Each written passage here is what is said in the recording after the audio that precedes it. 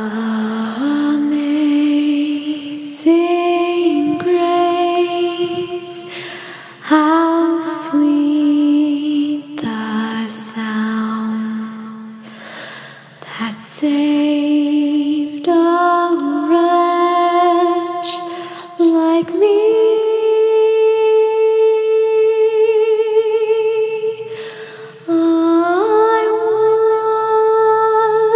Was lost, but now I'm found.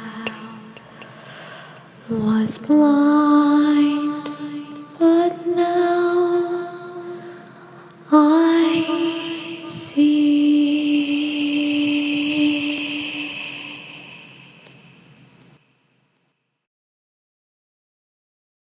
As you have a pleasant seat, the air nimbly and sweetly recommends itself unto her judge's senses. This guest of summer, the temple haunting market does approve, but is left mentionary that they have expressed as willingly here. No judging, for he is bachelor's no kind of language, but this bird is made pendant bed and brokery cradle. Where they most breed at home, I have observed. The air is delicate.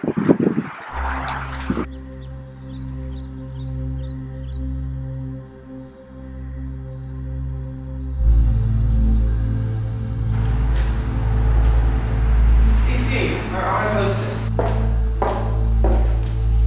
The love that follows us sometimes is in trouble. Still, we thank his love. Herein I teach you how you shall bid God and yield us for your pains, and thank us for your troubles. All our service in every point twice done, and then double done again, we're poor and single business to contend against those honors deep and broad wherewith your majesty loads our house. For those of old and the late dignities heaped to them, we rest your hermits. Where's the Thane of Cawdor?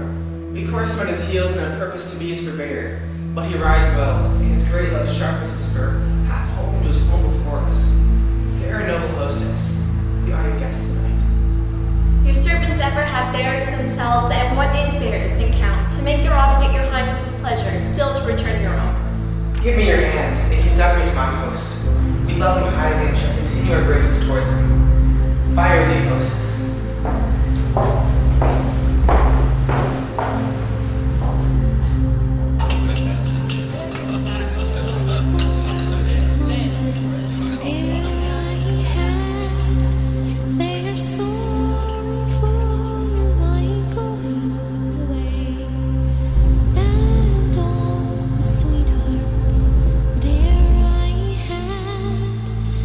Wish me one more day to stay, but since it fell unto my lot that I should rise and you should not, I'll gently rise and softly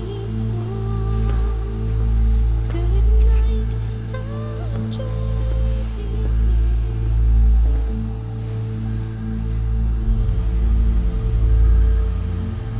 If it were done when 'tis done, then 'twere well overdone quickly. If the assassination could trammel up the consequence and catch with his Circe's success, that but this blow might be the be-all and end-all here. But here, upon this bank and shoal of time, we jump the life to come. But in these cases we still have judgment here, that we but teach bloody instructions which, being taught, return to plague the inventor. This even-handed justice commends the ingredients of our poisoned chalice to her own lips.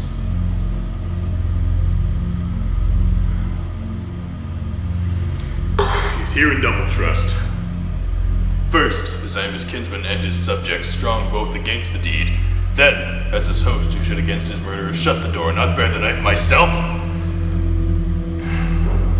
Besides, this Duncan hath borne his faculties so meek, hath been so clear in his great office, that his virtues shall plead like angels, trumpet-tongued against the deep damnation of his taking off.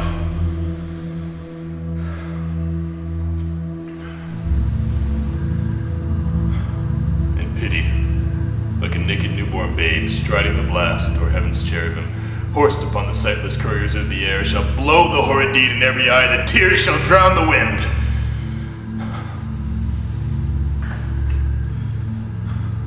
I have no spurs to prick the sides of my intent, only vaulting ambition which o'erleaps itself and falls on the other.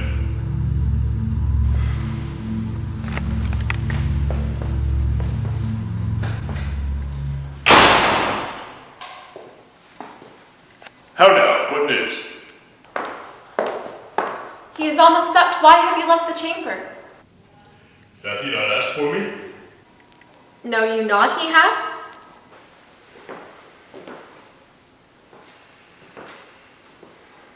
We will proceed no further in this business. He hath honored me of late, and I have bought golden opinions from all sorts of people which would be worn now in their newest gloss, not cast aside so soon. Was the hope drunk, wherein you dressed yourself? Hath it slept since? It wakes it now to look so green and pale at what it did so freely. From this time, such I account thy love. Art thou afeard to be the same in thine own act and valor as thou art in desire?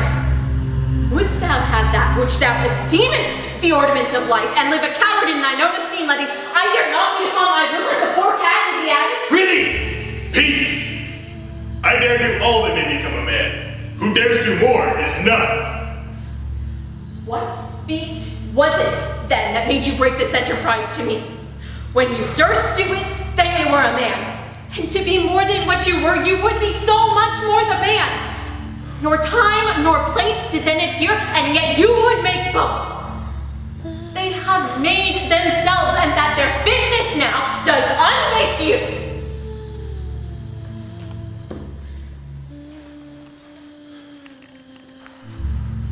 I have given suck, and know how tender 'tis to love the babe that milks me.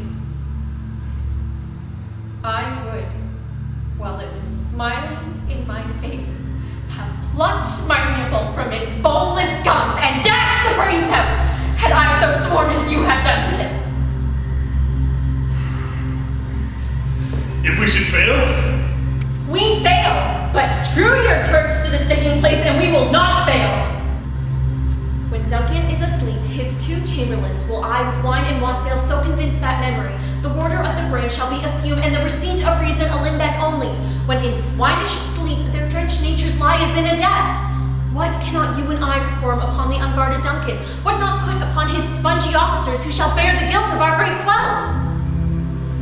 Bring forth men jolted only, for thy undaunted males should compose nothing but males. Will it not be received when we have marked with blood those sleepy 2 of his own chamber, and use their very daggers that they have done it? Who dares receive it other as we shall make our griefs and clamors roar upon his death? I am settled. And bend up each corporal agent to this terrible feat. Away, and mock the time of fairest show. False face must hide what the false heart doth know. How goes the night, boy? The moon is down. Not heard the clock. And she goes down at 12. I take it is later, sir. Oh, take the torch. There's husbandry in heaven. All their candles are out. A heavy summons lies like lead upon me, and yet I would not sleep. Merciful powers restrain me, the cursed thoughts that nature gives way to repose. Give me my torch. Who's there? Fred! What, sir? Not yet addressed? The king's abed. All's well.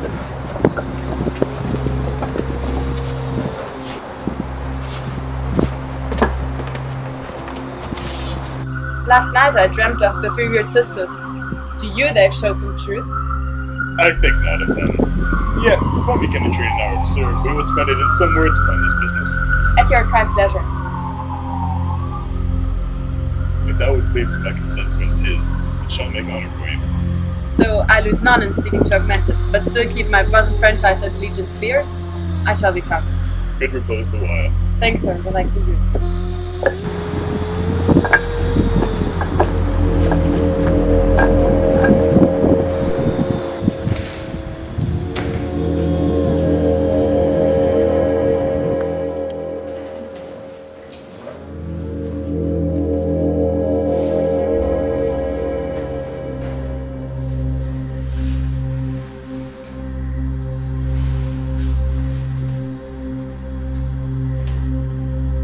a dagger which I see before me, the handle toward my hand.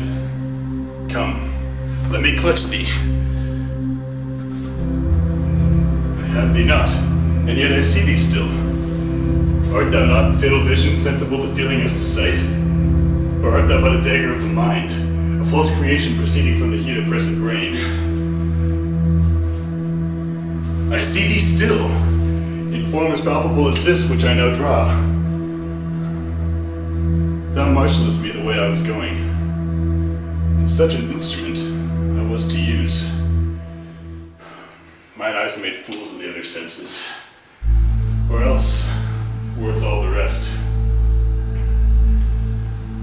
I see thee still, and on thy blade indulgent gouts of blood, which was not so before. There's no such thing. It is the bloody business which informs thus to mine eyes. Thou sure and firm said earth, hear not my steps which way they walk, for fear thy very stones prate of my whereabout, and take the present horror from the time which now suits with it. Whilst I threat he lives, words to the heat of deed too cold breath gives. I go, and it is done. The bell invites me. Hear it not, Duncan, for it is a knell which summons thee to heaven or to hell. That which hath made them drunk hath made me bold. What hath quenched them hath given me fire. Peace. It was the owl that screeched the fatal bell which gives the sternest good night. He is about it. The doors are open, and the sure-footed grooms do mock their charge with snores. I have drugged their posits, that death and nature do contend about them, whether they live or die. There is foul and foul hail, Macbeth. Thou shalt be king hereafter. Alack, I'm afraid they have awakened, and 'tis not done. The attempt and not the deed confounds us. I have laid their daggers ready, he could not miss them. Had he not resembled my father as he slept, I had done it.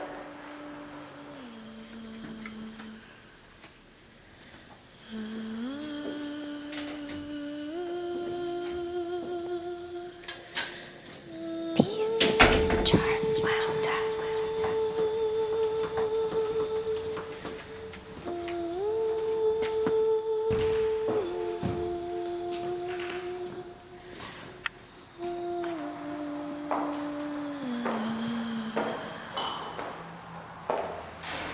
My husband? I have done the deed. Didst thou not hear a noise? I heard the owl scream and the crickets cry. Did not you speak? When? Now? As I descended? I, Who lies in the second chamber? Donalbain. This is a sorry sight. Foolish thought to say a sorry sight.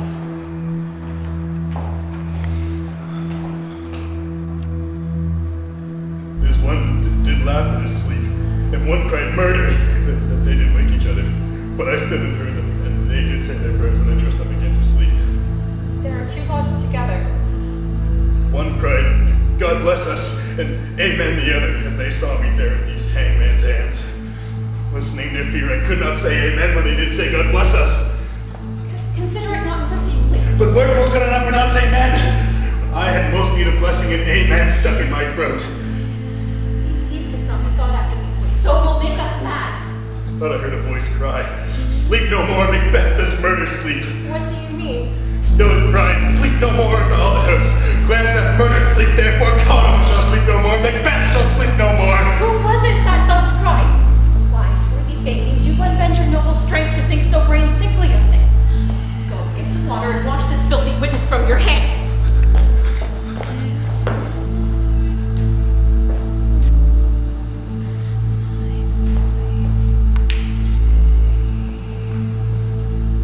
Why did you take the daggers from the place? They must lie there. Go, carry them and smear the sleepy grooms with blood. I'll go no more. I am afraid to think what I have done. Look on it again, I dare not. Infirm of purpose, give me the daggers.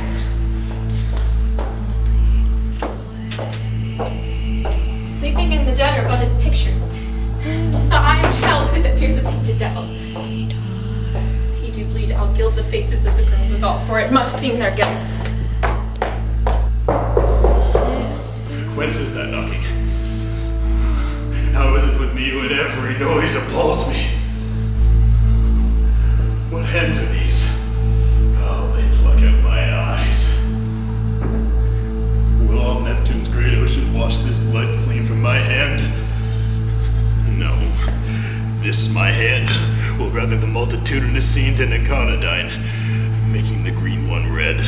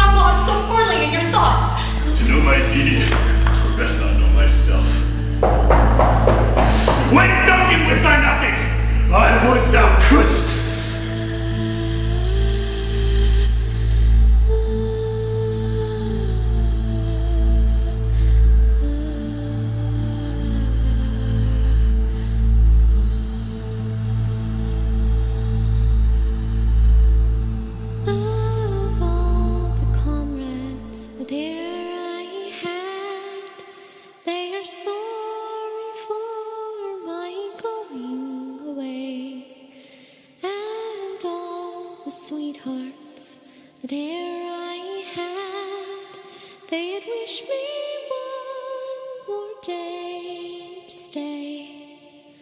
But since it fell unto my lot that I should rise and you should not, I'll gently rise and I'll softly call good night.